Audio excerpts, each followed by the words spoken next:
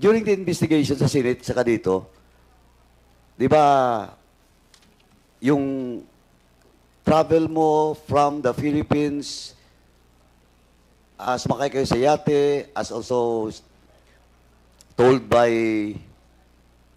your sister, di ba ang entry nyo is Malaysia, tama? Yes po, Your Honor. Then, nag-Indonesia kayo, Singapore. Opo, Your Honor. Your Honor, regarding po doon, I have immigration cases na rin po. Hindi, tinatanong lang kita. Opo. That is not incriminating. What is incriminating na sinabi mo na yan doon? Sa hearing, nire-review ko lang. Opo. Di ba? On record na yan. Di ba naka-record na yan? Tama? Opo, Your Honor. Okay. Now, why Miss Alice Go? Inamin mo tatay mo inchik. Bakit hindi ka, instead of going to Malaysia, backdoor, then nag-Indonesia, Singapore, blah, blah, blah, bakit hindi ka umuwi sa tatay mo sa China? Your Honor, for that question po, may security concern po na related, I refuse to answer po. Ayan ka na naman, security related. Tatay mo yung pupuntahan mo, security related. Ganon? Your Honor, hindi po yung tatay ko ang... Hindi, ang question ko, why hindi ka bumalik sa tatay mo? Di ba, instead of going to Malaysia, Indonesia, alam mo naman may kaso ka dito, naharapin. Di ba? Bakit hindi ka umuwi sa China and seek refuge to your father? Your Honor, may related po na security concern. Ano yun ang related security, Miss Alice Go? Ano yun? Yung tao po nagpaalis po sa akin, Your Honor. Ayan na naman tayo. Yung taong nagpaalis sa'yo, in-check. Yes po, Your Chinese? Honor. So, mas malakas ba yung taong yun kisa sa tatay mo? For the security concern po, Your Honor, I refuse to answer po. Oh, you refuse to answer because you have already cited in contempt in this committee. Hindi mo na invoke yung yung self-incriminating kasi hindi naman incriminating yun. Di ba? Tama? Mr. Chairman, ganito lang po. I do believe that even the security sector, especially the government agency involved in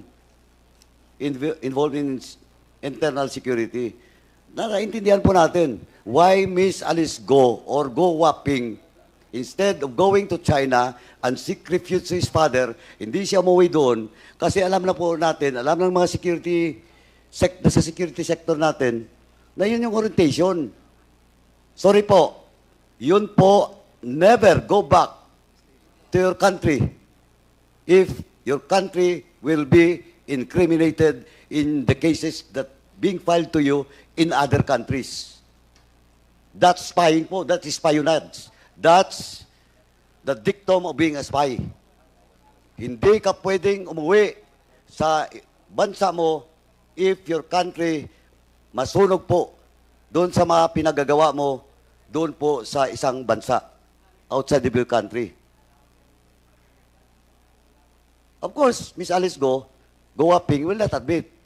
Pero, sinasabi ko nga, yun yung orientation. Tingnan mo si Xi. Why? Ayaw niya pa-deport. Kasi, pag pinadeport siya, alam niya ang mangyayari sa kanya doon.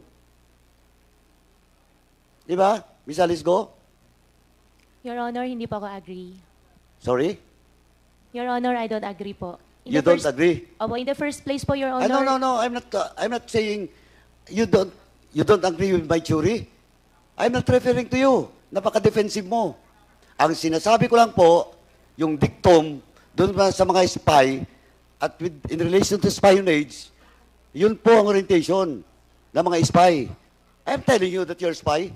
Ang sinasabi ko lang po, based on the records and everything, why instead of going and seek refuge to China, in which that is the mother country of your father, hindi ka pumunta at umuwi doon dahil po, yun po.